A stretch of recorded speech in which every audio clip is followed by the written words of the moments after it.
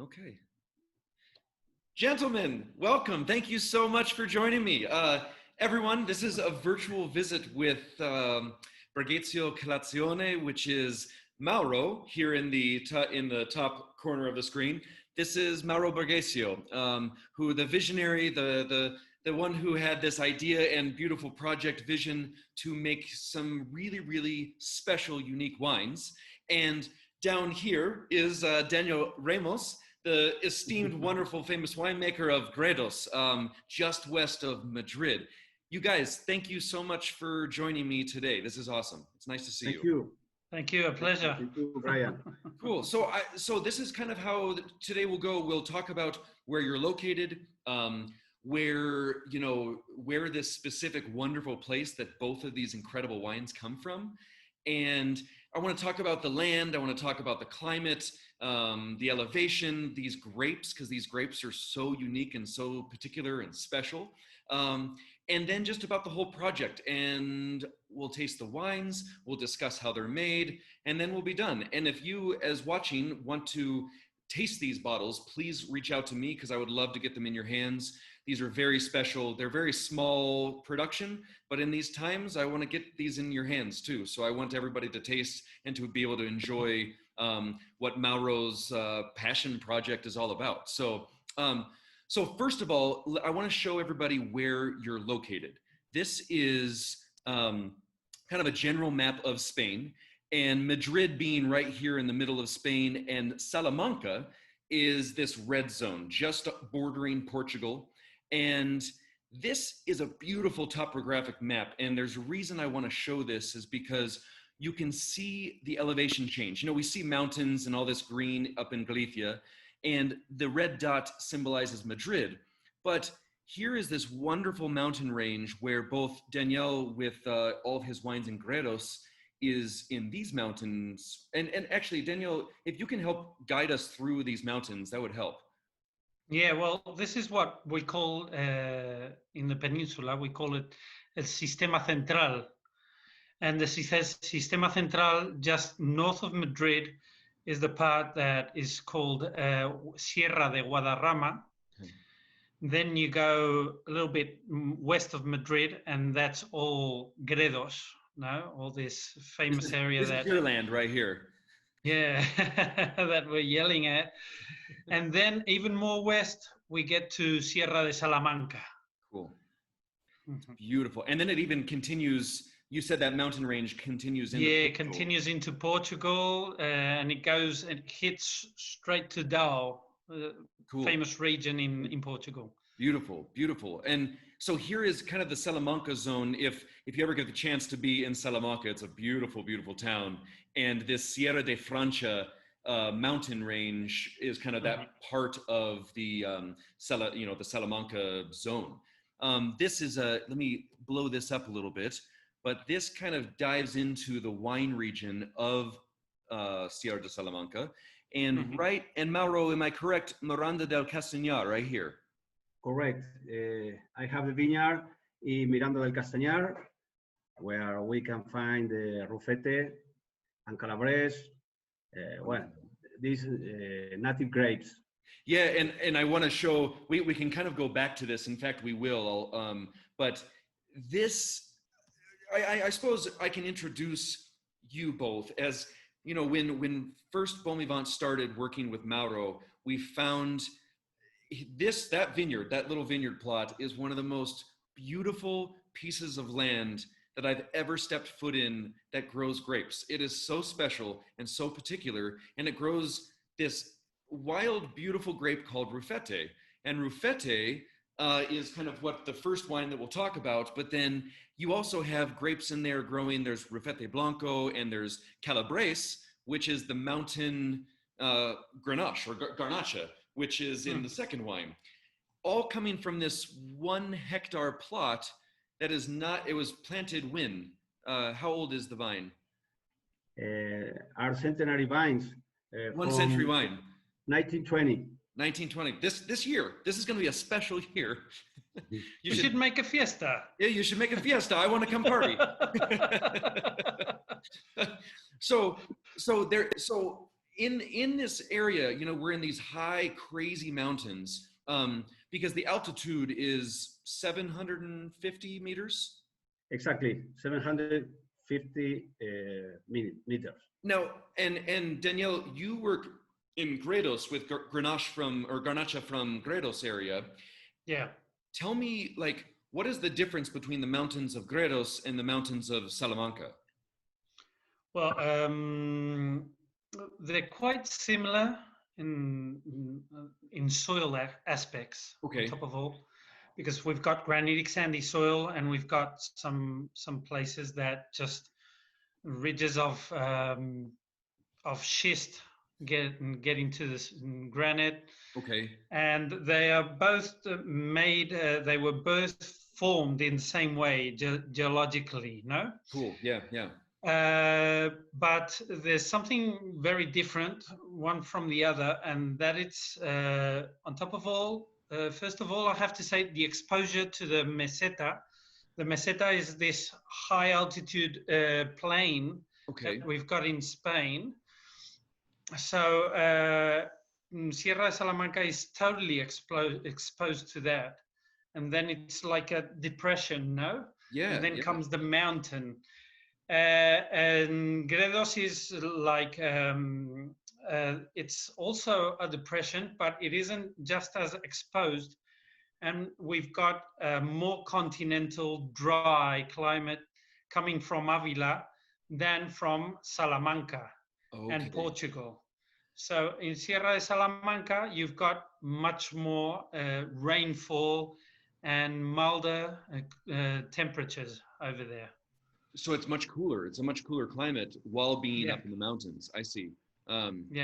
Which that makes a difference. Definitely a different Garnacha, which is totally cool. Yeah, and thus it even carries its own name. It's because in Gredos you don't call Garnacha Calabrese, no? No.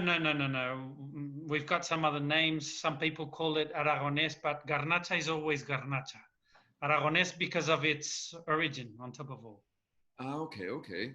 Nice, beautiful. So and I'm feeling like I'm ahead of myself. Basically, so you know, there's these two wonderful wines in the Bergesio project, and Mauro is this amazing, crazy Argentinian who. How did you end up in Spain?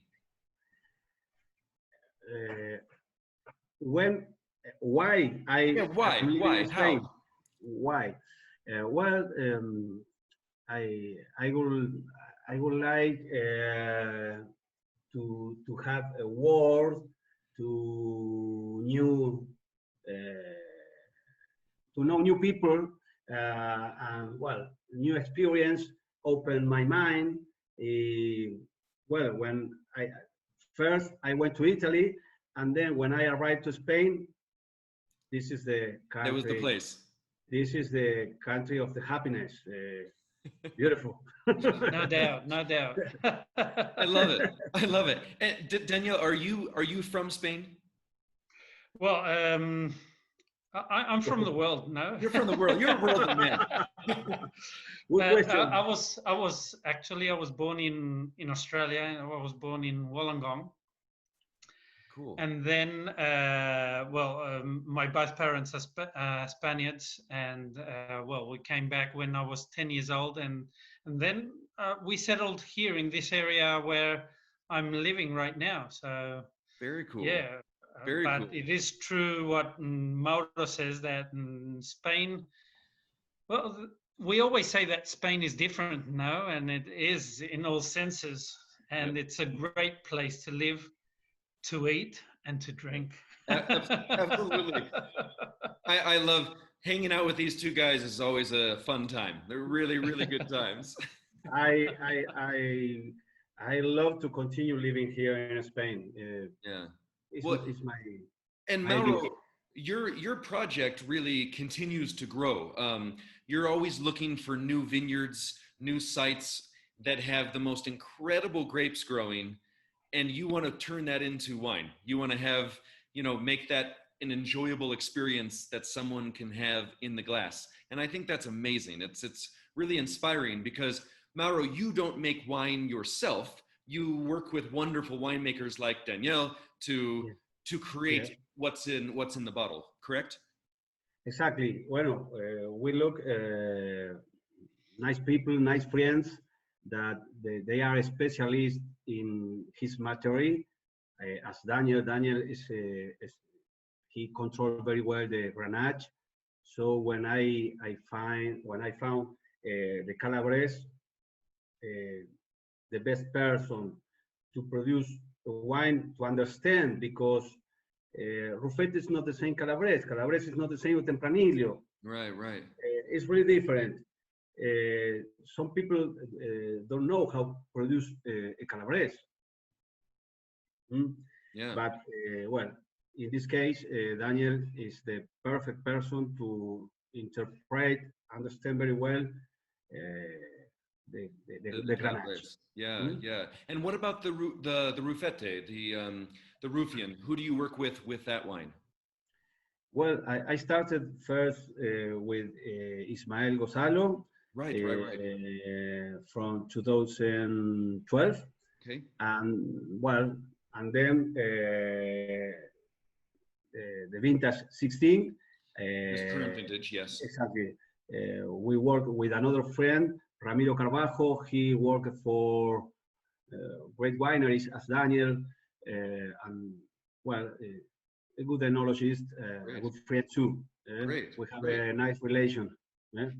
Yeah. So now here's where we really like get into it, because this vineyard that you have is 1 hectare. It's a century old. It has many grapes growing, and you have to pay attention to each individual plant to know when to harvest the Rufete, when to harvest the Calabrese. And it's only a crazy person can do it, and you're the man for it. I love it. It's a really amazing project. The Calabrese is the last grape to harvest. Exactly, it's the last, because the ripeness in the Salamanca mountain is slowly. It's different to Gredos. Yeah. And all the vignerons, all the viticultures call Calabres the grape. Awesome. Nobody talk about Grenache. The Calabres. Right. Calabrese.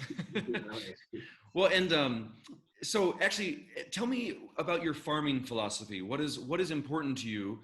And while you're doing that, I'd like to actually, you sent me a little video earlier while you were in the vineyard. So I'd like to play that. I'll turn the sound off so that you can just kind of talk about what is your farming philosophy in this beautiful vineyard? Yes, the philosophy about the farming, first of all, we respect full the nature, okay, the plants, the weather. So we work in a mix with bio, organic, ecologic. Cool. We use organic abonos, Daniel, abonos orgánicos. Mature and compost. Compost, compost, okay. We use a natural compost. Organic farming at the end. Yeah. So being as good to nature as possible, and the nice thing is you follow that in the winery as well. You know, making wine that lets the grape really be itself. Yeah. Well, when Mauro came along with these grapes the first year, I didn't know if I wanted to break his head with a stick or what to do. But then I tasted the grapes and I said, okay, this is a total different idea of what I had of a garnacha, no? Right. Because when you talk about garnachas, well, in Gredos we are different, no? Because we've got these high acidity, very mineral garnachas. But I tasted what Mauro brought me in that current vintage that you've got over there, 2015. I tasted grapes and I said, wow, this is beautifully sweet.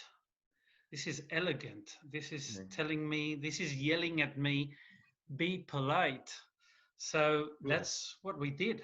We Cool. just had to be polite with it. and you wanted to break his head with a stick because he had no grapes, right? He had like 1 barrel worth of fruit. Yeah. Yeah, and because by the time he came with the grapes, I was with my last fermentation, so I was finishing everything, and then he came along, and I said, "Oh no, another 20-30 days here! I'm gonna kill this guy."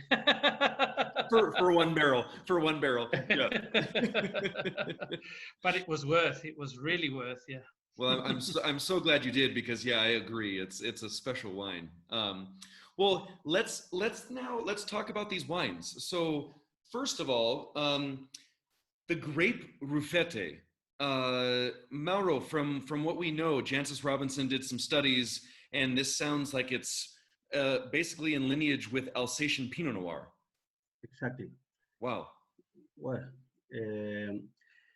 well, about the history of was in the beginning was difficult to me to know what kind of grape is this, no? Because I was looking information.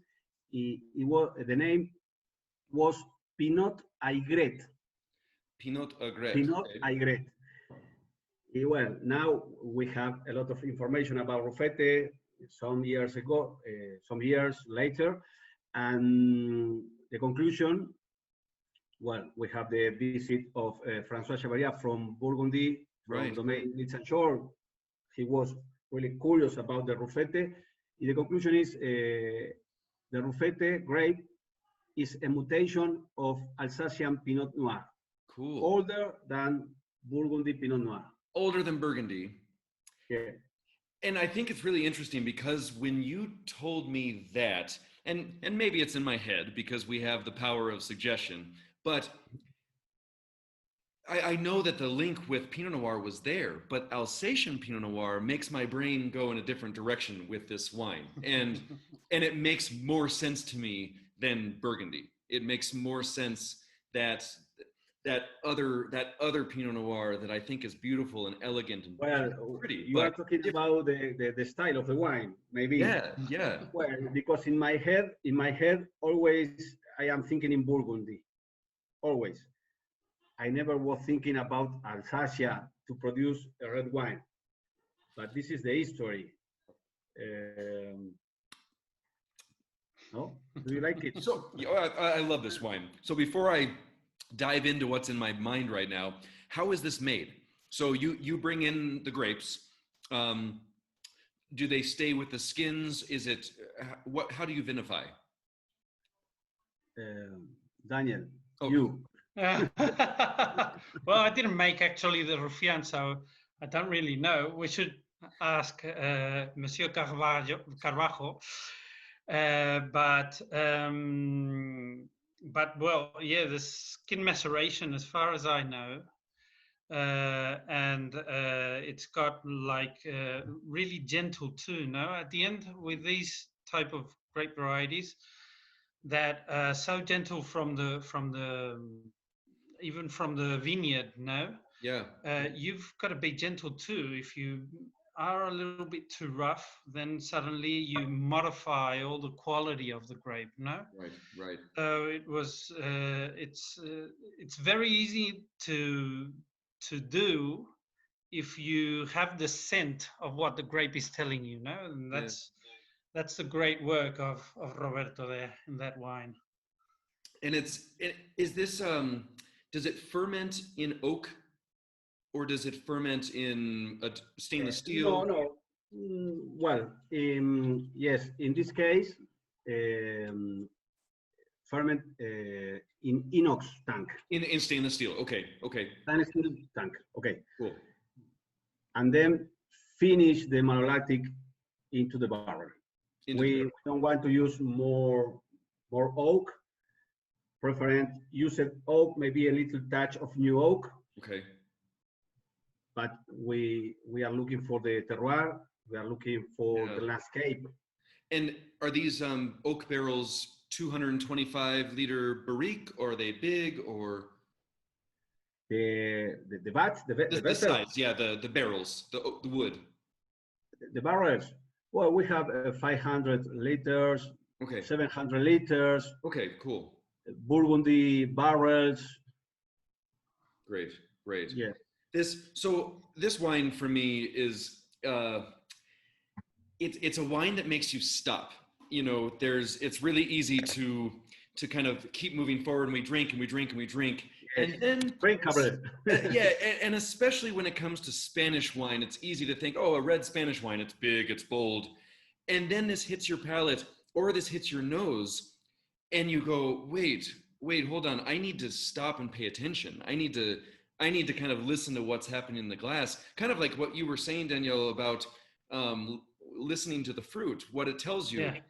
This wine always, I'm ready just to drink beautiful red wine, but then I forget how beautiful and how nuanced it really is. It's very pretty, and I must stop and pay attention because its tones aren't just big blackberry and big cherry. It's soft blackberry, it's soft cherry, it's you know, they're the more delicate tones of fruit, and then also the smaller flowers. You know, it's not big flower bushes, it's little individual small little pretty flowers on a bush that you have to stop and go, I want to smell just that flower. Yeah, it's there is such a wonderful thing that takes me also to the vineyard site, where there's cherry trees growing, there's all sorts of beautiful Well, you are describing the landscape of Salamanca mountain. It's true. It's true. It takes me to the mountains.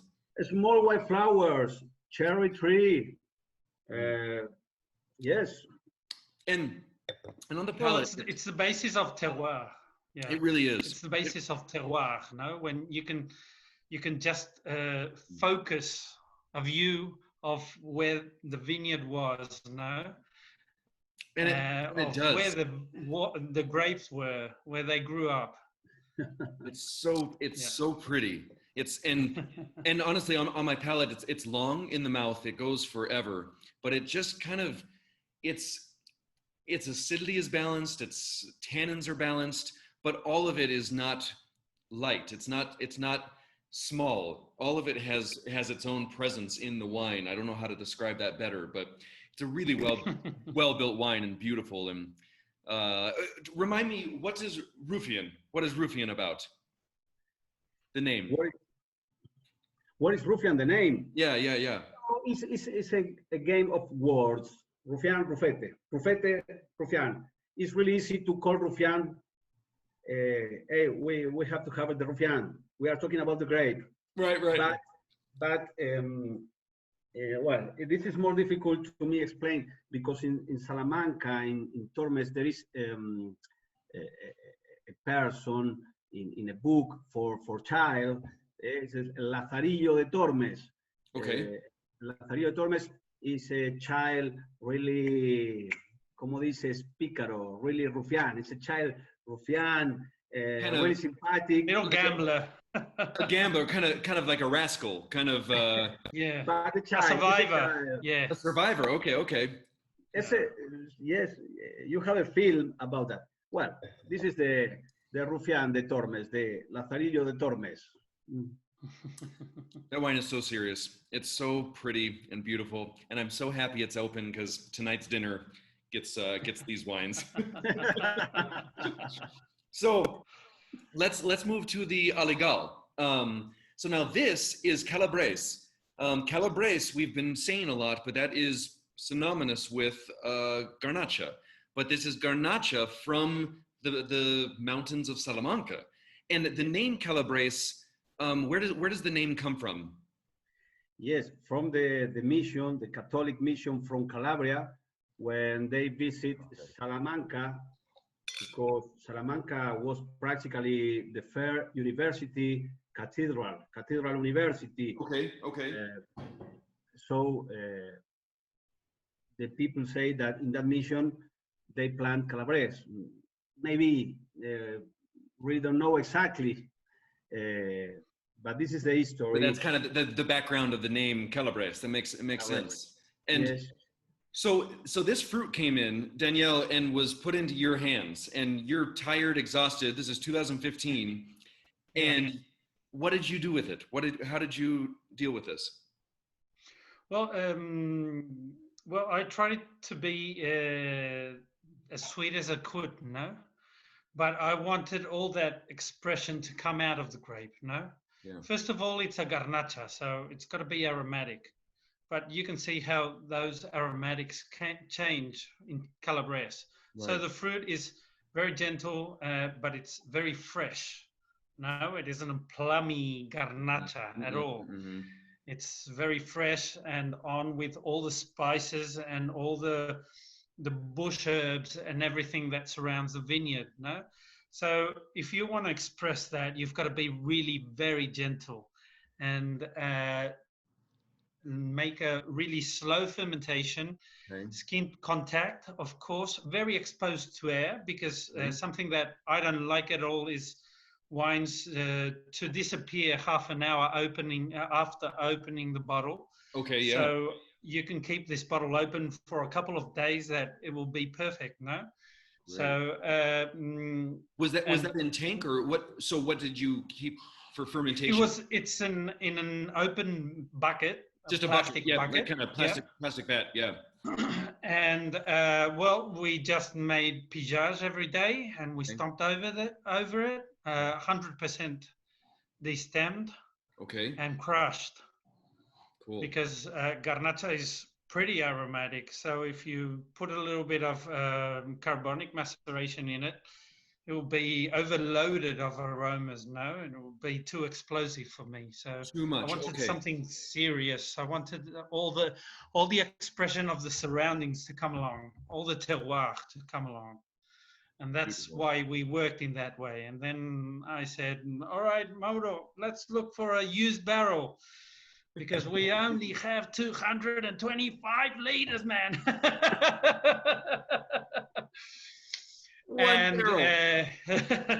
One barrel. Brought me a pretty used barrel that was in great shape. Okay. We set it in, and the wine just stood there. We had to be very, very, very patient.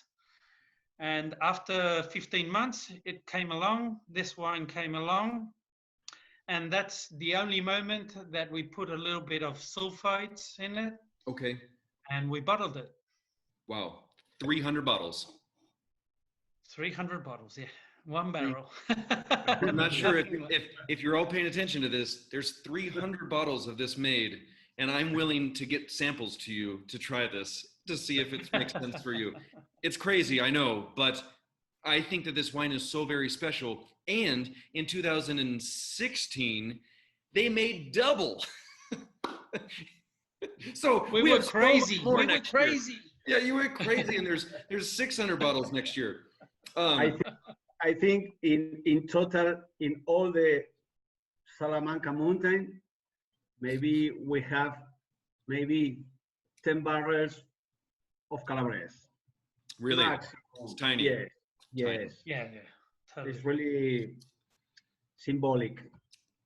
No, I appreciate hearing kind of, Danielle, your approach to expressing the grape, because before you even, I mean, when we met together this March, before all the craziness ensued, you know, my brain was in so many places, and it really took until I came home and I had a bottle of this sitting out on my deck, and this wine floored me. It really took my brain to a new place. And it's interesting because I wrote not a novel, but I wrote a long letter to all of our distributors about this wine in particular, because it gave me so much mountain.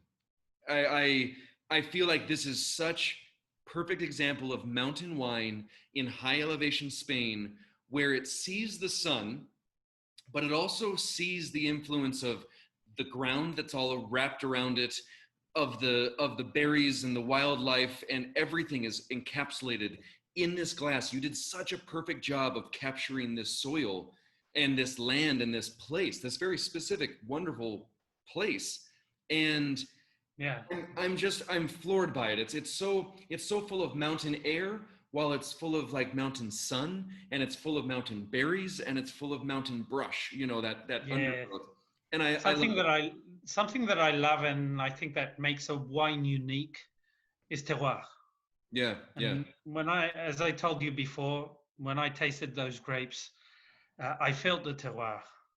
I've been in Sierra de Salamanca tons of times and making wines over there a lot of times too. Okay. And when you tasted the grapes, you say, "Wow, here it is. Okay, let's shut your eyes, forget about everything you've been dreaming during 3 days with the nightmare that the grapes were going to come, and focus on the grapes, because they are the important guys, because they were really important. Because it's really so special.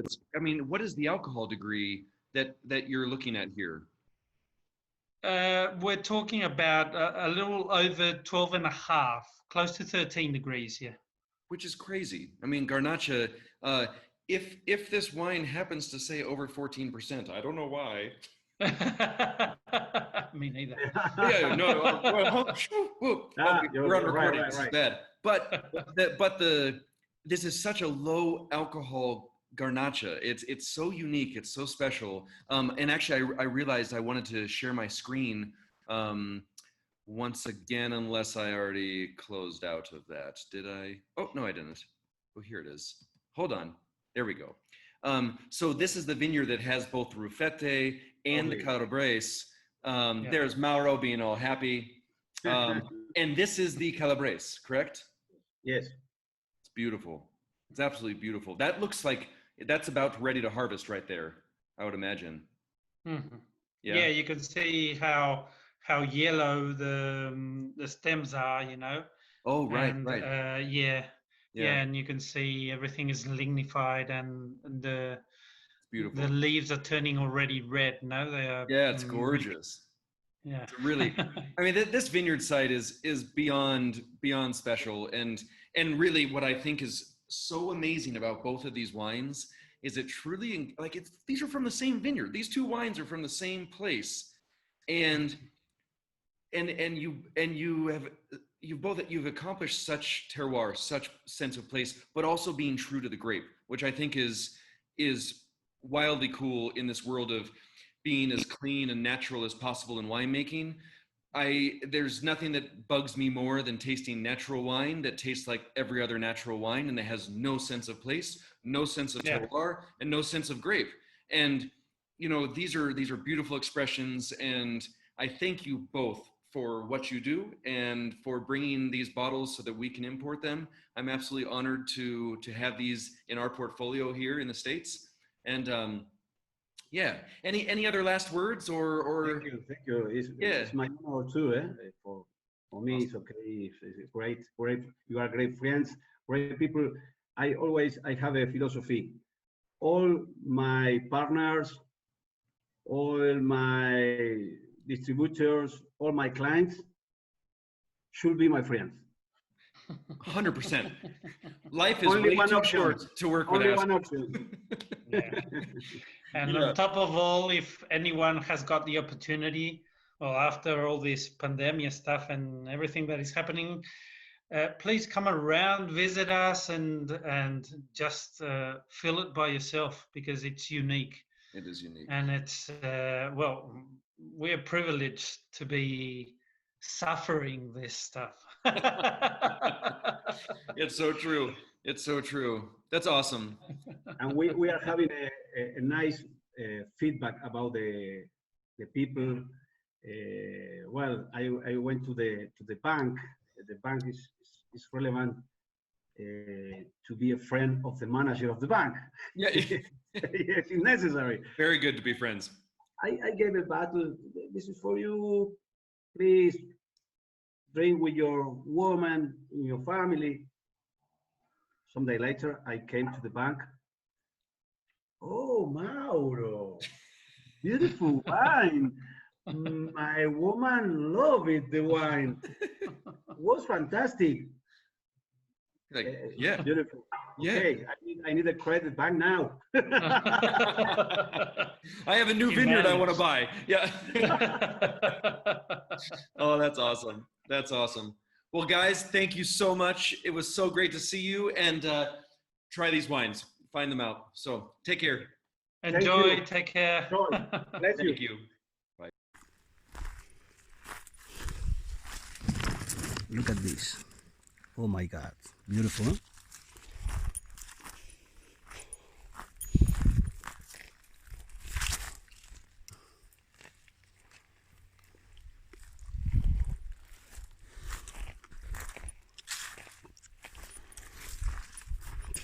We made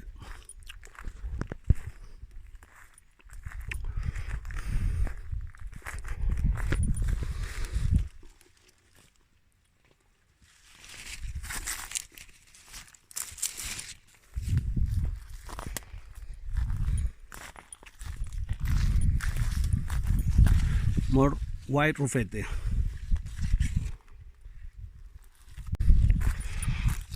Look at this.